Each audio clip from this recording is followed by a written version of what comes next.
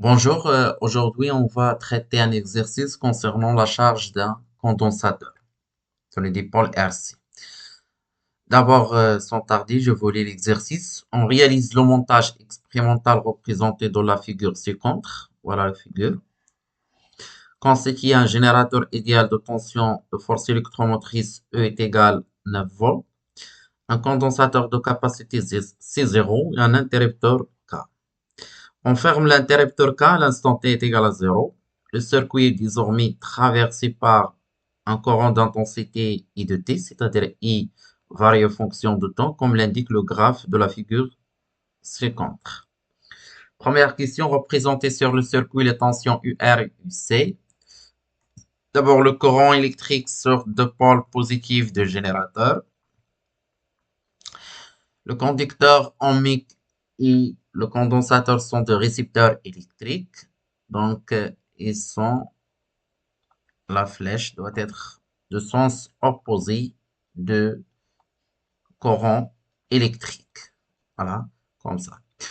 La deuxième question, montrée sur le montage précédent, comment faut-il brancher un oscilloscope pour visualiser la tension UC? Donc, pour visualiser la tension ici, il faut brancher l'oscilloscope, doit être ici la masse, et ici c'est l'entrée de l'oscilloscope. C'est l'oscillo. Établir l'équation différentielle vérifiée par la charge. Toujours pour cette question, on fait le départ d'après la loi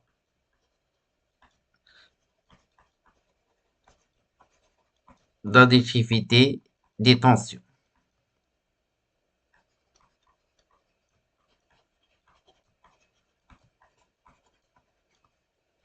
Donc, UR plus UC est égal E. On va mettre cette équation ci étoile. Alors, d'après, bien selon la loi d'Ohm,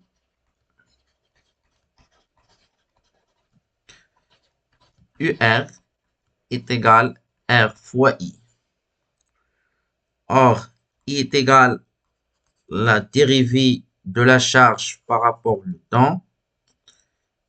Donc, UR devient R la dérivée de la charge par rapport au temps. Or, la relation entre la charge et la tension entre le condensateur, c'est C UC.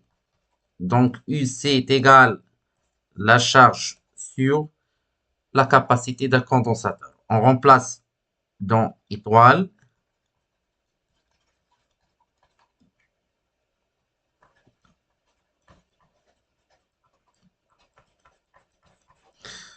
On obtient UR qui est égal R, la dérivée de la charge par rapport au temps, plus Q sur C est égal E. Si on multiplie toute l'équation par C, on obtient RC, la dérivée de la charge par rapport au temps, plus Q est égal C fois E. Voilà l'équation différentielle vérifiée par la charge, c'est-à-dire une relation qui relie entre la charge et sa dérivée. La solution de l'équation différentielle, voilà, c'est ça la troisième question. Quatrième question, la solution de l'équation différentielle s'écrit sous la forme qui de t, a x facteur de 1 moins exponentielle moins alpha t, détermine les expressions des constantes a et alpha. Pour cela, on prend la solution a facteur de 1 moins exponentielle moins alpha t. Si je fais la dérivée par rapport au temps, on obtient la dérivée de ça, c'est a, c'est une constante, 0 plus alpha exponentielle moins alpha de t qui est égal alpha a exponentielle moins alpha de t. On remplace q de t et la dérivée de q par rapport au temps dans étoile.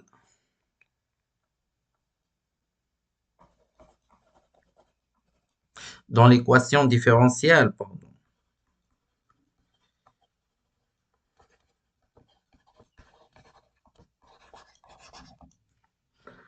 On obtient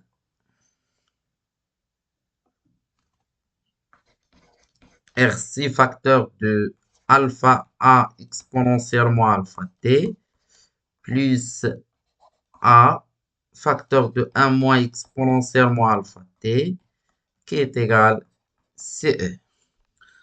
On va factoriser par A exponentiellement alpha t, il reste alpha RC moins 1 est égal CE moins A.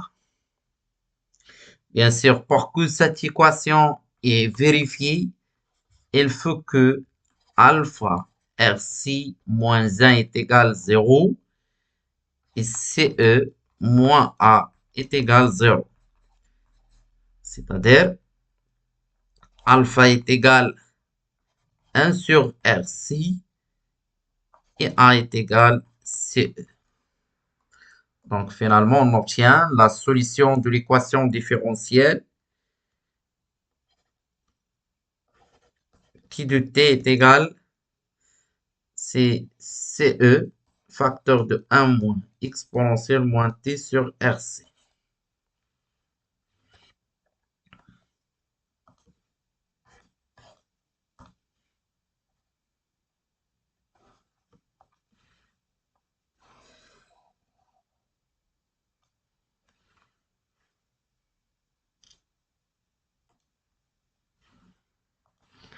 La question numéro 5. Montrer que l'expression de l'intensité de courant du circuit s'écrit sous la forme I de t est égal à E sur R exponentielle moins t sur τ. Alors, on doit montrer que I de t est égal à E sur R exponentielle moins alpha de t. C'est très simple. On a déjà eu ici la dérivée de la charge par rapport au temps. Donc, si on fait la dérivée, on obtient si moins alpha de Q, pardon, donc c'est la dérivée par rapport au temps de CE, facteur de 1 moins exponentiellement alpha de T. Donc, CE, c'est une constante, 0 plus alpha exponentiellement alpha de T. Donc, on va remplacer alpha par RC, l'exponentielle moins T sur RC. Donc, on va simplifier ça avec C et de T. Donc, et de T est égal E sur R exponentielle moins T moins alpha T ou bien moins T sur RC.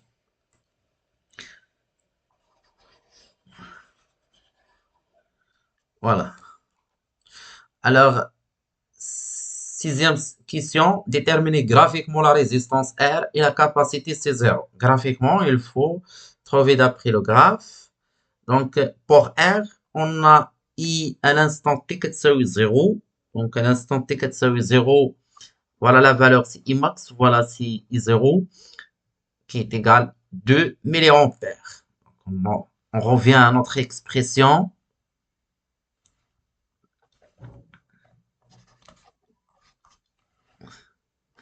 Donc, et à l'instant t est égal à 0, qui est égal à I0, c'est la valeur maximale. E sur R exponentielle moins alpha fois 0, donc c'est E sur R. Alors, donc R est égal à E sur I0. Donc, on va revenir pour faire l'application numérique. 9 sur 2 fois 10 à la puissance moins 3. 9 sur 2 fois 10 à la puissance 80, 4,5, 10 à la puissance 3 ohms.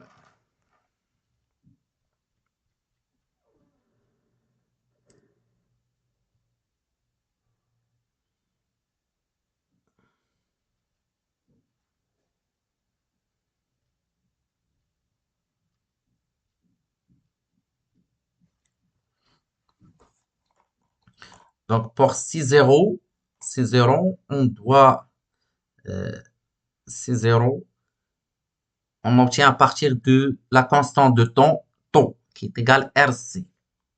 Alors taux, voilà, c'est l'intersection de la tangente du courbe à l'instant t est égal à 0 avec l'axe des abscisses. Donc c'est presque égal, c'est 20 entre 12 et 14. À peu près, c'est 14. 14 millisecondes. Donc ici, taux est égal R 60. Donc 60, c'est taux sur R.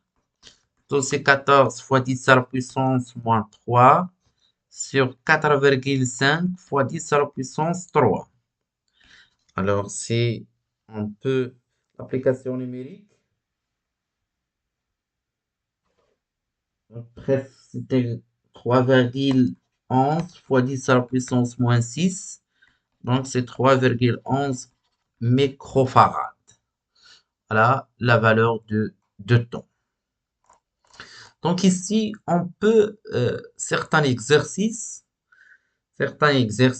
on obtient montrer la question pour la charge des condensateurs, montrer que, ou bien, donnez-moi, ou bien établir l'expression de l'équation différentielle vérifiée par la charge. C'est pas par la charge, mais par l'intensité de courant. Alors, pour cela,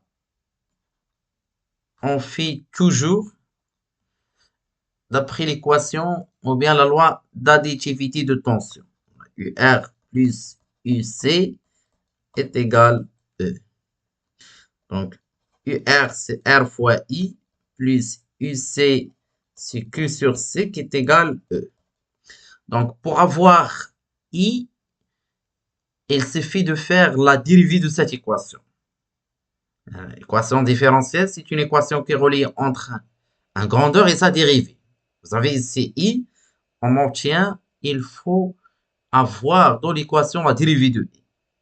Donc, si on fait la dérivée de I, la dérivée de cette toute équation, on obtient la dérivée de R et R, c'est une constante. R, la dérivée de I par rapport au temps, plus 1 sur C, la dérivée de la charge par rapport au temps, et la dérivée de E, c'est 0, c'est une constante.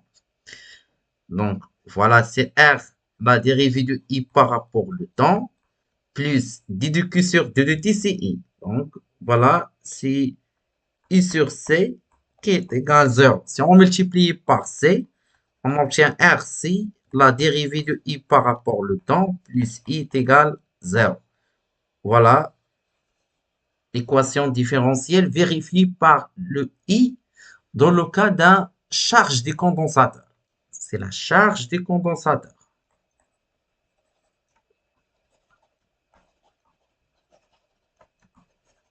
Et remarque très important, voilà, il faut noter ça. C'est l'astuce qui fait la dérivée de l'équation vient de la loi d'additivité de tension. Merci pour votre attention et bon courage.